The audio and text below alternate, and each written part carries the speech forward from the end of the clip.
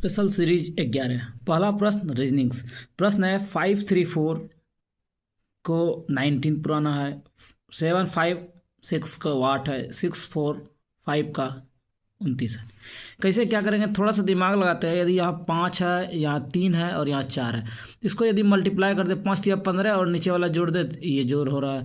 इसमें देखते हैं 6 गुना 4 24, 24 और 5 कितना हो गया 29। इसमें भी वही काम करेंगे, इस दोनों को मल्टीप्लाई गुना कर देंगे और नीचे वाले क्या करेंगे जोड़ देंगे। तो 7 गुना 5 कितना हो गया 35, 7 गुना 35 प्लस कितना 6, 7 बचे 35, 6 कितना 35, 6 कितना हो जाएगा 41। 41 मेरा सी ऑप्शन में था, यही आपका क्या हो गया आंसर।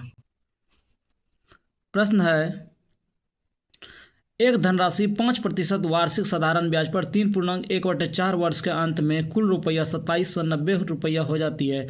निवेश की गई राशि क्या होगा। तो क्या क्या हमें दिया हुआ था, हमें इस प्रश्न में दिया था दर का वैल्यू कितना था 5%, समय का वैल्यू कितना था 3.1/4, इसका मतलब 3 चौके 12 एक कितना 13/4 वर्ष, और क्या हुआ था 2790 रुपये हो जाता है, इसका मतलब मिश्र धन कितना था 2790 रुपये। बोला निवेश की गई राशि क्या है, निवेश की गई राशि मतलब मूलधन निकालना। तो मूलधन का सूत्र हम क्या जानते हैं, मूलधन का सूत्र जानते हैं मिश्र धन गुना 100/100 जोड़ समय गुना दर। इसको क्या करेंगे पुट करते हैं। मिश्र धन का वैल्यू हमारे पास कितना था तो 2790 गुना 100/100 प्लस समय कितना था, समय था 13/4 और दर था कितना 5। इसे क्या करेंगे आप सॉल्व करेंगे, जो भी होगा वही आपका क्या हो जाएगा आंसर हो जाएगा। प्रश्न है एल का मतलब प्लस, एम का मतलब माइनस, एन का मतलब गुना, पी का मतलब भाग है, तो इसका मान निकालना। क्या क्या करेंगे हम पुट करते हैं 8, एन का मतलब क्या बोला था, एन का मतलब बोला था गुना 9, एल का मतलब क्या बोला था प्लस 60, पी का मतलब क्या बोला था, पी का मतलब भाग बोला था, यहाँ लिख दिए कितना 3। उसके बाद एम था, एम का मतलब क्या था -3। इसको सॉल्व करते हैं। क्या करेंगे, सबसे पहले भाग का काम, तो इसका रिजल्ट कितना हो जाएगा 60/3, तो इसका रिजल्ट 20 हो जाएगा। फिर गुना का काम 8 9 कितना हो गया 72, 72 प्लस 20 कितना हो गया 92, इसमें 13 क्या करना था माइनस करना था, तो ये हो गया कितना 9, यहाँ 8 में बन गया कितना 7, 79 आपका जिस ऑप्शन में है वही आपका क्या हो गया आंसर हो गया। नेक्स्ट प्रश्न है 4% साधारण ब्याज की दर से 1250 रुपया की राशि का साधारण ब्याज क्या होगा। तो आप क्या सूत्र जानते हैं साधारण ब्याज का, आप सूत्र जानते हैं साधारण ब्याज बराबर जो सूत्र होगा वो मूलधन गुना समय गुना दर बटा क्या 100। तो मूलधन आपके पास कितना था 1250 गुना समय कितना था, तो समय आपके साथ 6 वर्ष था, 6 गुना दर कितना था 4/100। क्या हो गया ये 0 कट गया, 5 से कटा था 5 दूनी 10, 25 25 125, 2 से कटाए 2 दूनी 4, क्या क्या मिला 25 गुना 2 100, 100 गुना 6 कितना हो गया 600। 600 किसी ऑप्शन में नहीं है, तो आप कहीं गलत किए होंगे। मूलधन गुना समय कितना था 6 वर्ष था गुना 4/100, 0 0 क्या हो गया कट गया, 5 गुना 2 10 हो गया, 25 बचे 2 से कट गया 2, तो 25 यहाँ 2 बचा, 25 गुना 2 कितना 50, अब 50 गुना 6 कितना हो गया 300, सॉरी कितना होगा 25 गुना 6 हो गया 150, 150 गुना 300, 300 आपका किस ऑप्शन में है डी ऑप्शन में, यही आपका क्या हो गया आंसर। अवतल दर्पण का आपतन कोण का मान 30 डिग्री हो तो परावर्तन कोण का मान क्या होगा। हम क्या जानते हैं आपतन कोण परावर्तन कोण के बराबर होता है, जब आपतन कोण 30 डिग्री परावर्तन कोण का मान कितना डिग्री 30 डिग्री। आंसर 56 84 112 का क्या निकालना है लघुत्तम निकालना।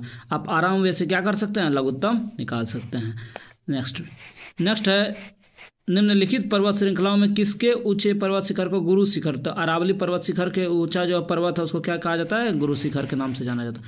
नेक्स्ट प्रश्न है x3331 11 से विभाज्य। क्या बोला x3331 जो है किससे मल्टीपल है 11 से, तो बोला x का मान क्या होगा, तो x का मान कैसे निकालेंगे 11 से यदि विभाजित है तो इसका ये ग्रुप ये इसका ये ग्रुप इसका ये ग्रुप, तो कितना हो गया 3 1 4 4 प्लस कितना हो गया x एक ग्रुप में, दूसरे ग्रुप में कितना हो गया दूसरे ग्रुप में 3 और 3 कितना 6 होना चाहिए। अब 11 से वही संख्या डिविजेबल होगा, इसका यदि हम अंतर करेंगे तो 0 होना चाहिए, तो x के जगह कितना पुट करना पड़ेगा 2, तो 4 2 कितना हो जाएगा 6, यहाँ भी 6, तो इसका मतलब सही आंसर क्या हो गया 2। हल करें, सबसे पहले भाग का काम करेंगे, 3 से भाग दिया 9 में तो कितना हो गया 3 हो गया। अब 3 को गुना करेंगे 9 से तो कितना हो गया 9 3 27 हो गया। अब 19 में यदि हम 27 घटाते हैं तो कितना हमारा मिलेगा, -8 मिलेगा। और 24 से भाग देना है कितना, -8 को, तो कितना रिजल्ट होगा, -3। मेरा पहला आंसर क्या हो गया, सही हो गया। वेन डायग्राम से सही ढंग से प्रतिनिधित्व कौन करता है बताना। क्वेश्चन है शेर, बाघ, पशु। तो सबसे पहला जो ऑप्शन था, यदि बड़ा वाले को हम क्या मानते हैं, पशु, तो पशु के अंतर्गत शेर भी आता है और क्या आता है, बाघ। पहला आंसर क्या हो गया, सही हो गया। समीकरण 4x + 3y + 5 = 0, 6x - ky - 7 = 0 का कोई हल नहीं हो तो k का मान क्या होगा। कोई हल नहीं का कंडीशन क्या है, a1/a2 = b1/b2 = नहीं c1/c2। इस प्रश्न में a1 का वैल्यू कितना है, 4 है, 4 रख दिए। a2 का वैल्यू कितना था, तो इसमें a2 6 था, बराबर b1 का वैल्यू 3 था, -k बराबर नहीं, c1 का वैल्यू कितना था, इसमें 5 था, इसमें -7। अब इसको सॉल्व करते हैं और k का मान निकालते हैं। यदि इस दोनों को हम लेके चलते हैं तो हमारा k का मान निकल जाएगा। क्या होगा, क्रॉस मल्टीप्लिकेशन करते हैं तो कितना हो गया, 4 गुना के -4k बराबर 6 दिया, कितना 18, 2 से कट गया, 9 दूनी 18, 2, तो -k बराबर 9 हो गया। तो k का वैल्यू कितना, -9/2, इसका मतलब -4 कितना 5। पहला ऑप्शन हमारा क्या हो गया, सही हो गया। क्वेश्चन है गुरुत्वाकर्षण सार्वभौमिक नियतांक क्या है, तो इसका सही जवाब क्या होगा, सी होगा। 6.67 गुना 10⁻⁻11 न्यूटन मीटर स्क्वायर पर केजी स्क्वायर। नेक्स्ट रीजनिंग से सवाल है। क्वेश्चन बोला गया QNKH, तो Q का नंबर कितना, 17, N का नंबर 14, 11 और H का नंबर कितना, 8। अब इसको बोला गया, तो हम देख रहे थे 3 3 क्या हो रहा था, घट रहा था, तो 8 में 3 गया कितना, 5, 5 नंबर को क्या कहते हैं, ई, आंसर। नेक्स्ट प्रश्न आपका किससे है, रेलगाड़ी से है।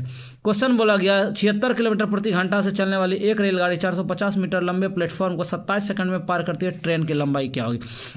मान लेते हैं ट्रेन का लंबाई कितना, x, ट्रेन प्लेटफॉर्म कितना 450, रेलगाड़ी और प्लेटफॉर्म का लंबाई ये हो गया दूरी बटा चाल कितना था, चाल था 76 किलोमीटर प्रति घंटा, इसको गुना करेंगे कितना से 5/18 मीटर प्रति सेकंड में।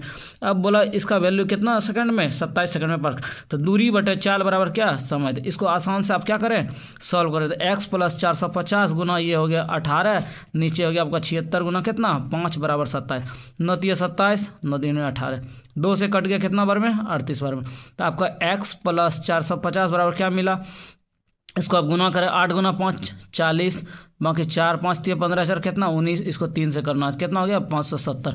अब x का वैल्यू निकालना है, 570 में 450 घटा देंगे, इसका मतलब कितना हो गया 120 मीटर। इसका मतलब हो गया कि रेलगाड़ी का जो लंबाई था वो कितना था 120 मीटर, आंसर।